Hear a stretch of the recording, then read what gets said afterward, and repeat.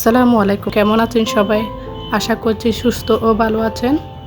আমি আসমাস লাইফস্টাইল আরও একটি নতুন ভিডিও আপনাদের সবাইকে স্বাগতম জানাচ্ছি। কাছে দূরে যে যেখান থেকে বসে ভিডিওটি দেখছেন, আপনাদের সবাইকে ছোট্ট একটি রিকোয়েস্ট, ভিডিওতে একটি লাইক দিয়ে কন্টিনিউ করে যাবেন। যারা এখনও নতুন ভিডিওতে এখনও সাবস্ক্রাইব করেন নাই, প্লিজ একটি সাবস্ক্রাইব করে দিয়ে আমার পাশে থেকে যাবেন। আর যারা অলরেডি করে দিয়েছেন তাদেরকে জানাই অসংখ্য ধন্যবাদ। অসুস্থ হলে বোঝা যায় সুস্থতা আল্লাহর দেওয়া কত বড় নিয়ামত। এই কিছুদিন ধরে আমি অসুস্থ ছিলাম, তাও আমি নিজের শরীরকে চালিয়ে নিয়েছি। এখন পরিবারের অন্য কারো যদি অসুস্থ হয়ে যায়, একদম আমি নিজেও অসুস্থ হয়ে পড়ি। তখন গতকাল থেকে আমার মেয়েটা অসুস্থ, ওর জন্য একটু আপনারা সবাই দোয়া করবেন। ভিডিওটি শুরু করছি বিকেল থেকে। ওকে বিকেলবেলায় একটু পরে নাস্তার পরে ডাক্তারের কাছে নিয়ে যাব। সকাল থেকে আমিও বিছানায় শুয়েছিলাম ওকে নিয়ে। গত রাতে একদম পুরা রাতে জাগনা ছিলাম। ওর বাবা আর আমি একটুও ঘুমাইতে দেয় নাই।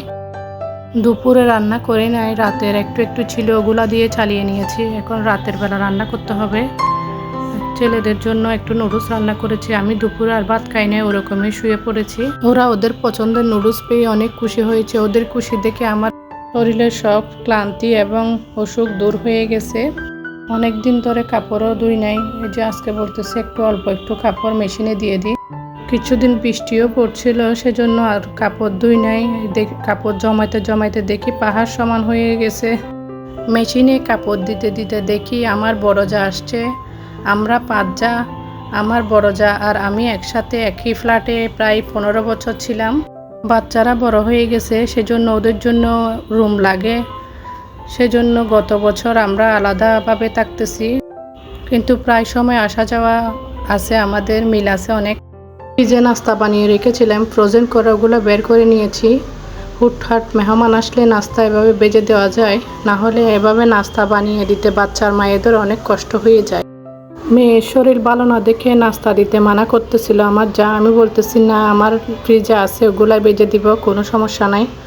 এমনিতে তো মেহমান আসা যাওয়া হয় না তেমন একটা বাসায়। ঘরে কেউ আসলে ভালোই লাগে, খুশি লাগে তখন। আত্মীয় স্বজন সবাই চিটাগংয়ে, আমি ঢাকায় থাকি। বাসায় কেউ আসলে তখন আর নিজেকে একা মনে হয় না। আমার যা বাসায় ছিল, আমি এরই মধ্যে আমার মেয়েকে নিয়ে ডাক্তারের কাছে চলে গেছি। আমার ছোট ছেলে সহ বাসায় ডাক্তার দেখাইয়ে চলে আসার পরে তো ঘরের অবস্থা দেখেন কি এলোমেলো অবস্থা। ডিম রান্না করব, সেজন্য ডিম সিদ্ধতে দিয়ে বসিয়ে চলে গেছিলাম। আমার যা ওইটা বন্ধ করছিল চুলা, উনি আমি আসার সাথে সাথে চলে গেছে। এই তো ডাক্তারের কাছ থেকে আসার পর মেয়ে ওষুধগুলা নিয়ে একটু খেলতেছে। একটু ভালো লাগলে আবার কিছুক্ষণ পর কান্নাকাটি করে। রাতে আরও জ্বর বেড়ে যায়। আমার মনে হয় সব বাচ্চারই রাত হলে অসুস্থতা আরও বেশি বেড়ে যায়। দিনে তাও একটু খেলাধুলা করছিল।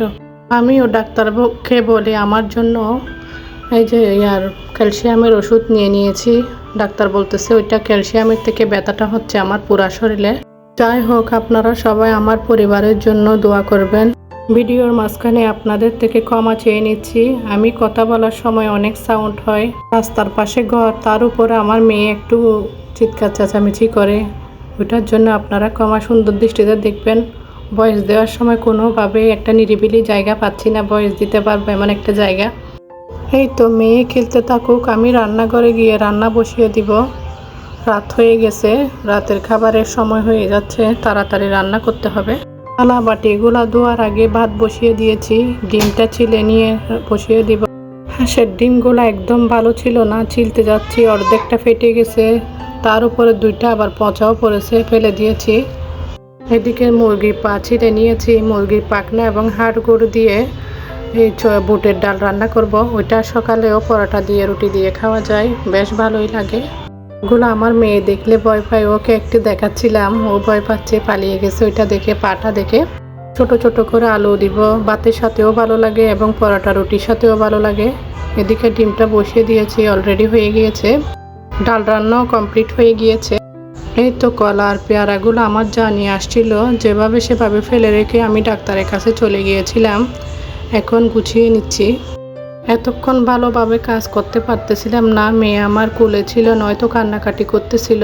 ওর বাবা চলে আসছে, ওর বাবাকে বলে আসছিলাম কিছু বাজার লাগবে। ও আবার কাঁচা বাজারের সাথে মাছের বাজারও করে নিয়ে আসছে। ওর বাবা আসলে আর কোনো কষ্ট হবে না, এখন মেয়েকে নিয়ে বসে থাকবে, আমি বাজারগুলো গুছিয়ে নিব। ফ্রিজে শাকসবজিগুলো রেখে দিয়ে এদিকে পুঁটি মাছ, তারপরে বেলে মাছ, চিংড়ি মাছ, পুঁটি মাছ আর বেলে মাছ ওগুলো কেটে নিয়ে আসছে। ও বলতেছে তোমার আর কোনো ঝামেলা হবে না। ছোটো মাছ নিয়ে আসলে মাঝে মধ্যে একটু মন খারাপ করি, সেজন্য বলতেছে এই কথা। আসলে বাচ্চা নিয়ে ছোট মাছ কাটা রান্না করা এগুলো অনেক লেট হয়ে যায় রান্না করতে, সেজন্য একটু মন খারাপ করি। আপনাদের ভাইয়াকে বলতেছে একা হাতে সব কাজ করি, ওরকমটা একটু করতেই পারি। আপনাদের ভাইয়া বলতেছে কোনো সমস্যা নাই। 2 কেজি মতন খাসির মাংস নিয়ে আসছে, বলতেছে কালকে এগুলো রান্না করে ফেলিও। আর অনেকগুলো চিংড়ি মাছ নিয়ে আসছে, আমি ওইভাবে ফ্রিজে রেখে দিব, তখন রান্না করব তখন একেবারে সবগুলো কেটে নিব। রাতের বেলা আর মাছ ধরবো না, রেখে দিছি ওইভাবে। ভিডিওটি এ পর্যন্ত, কথা হবে অন্য এক সময়। আল্লাহ হাফেজ।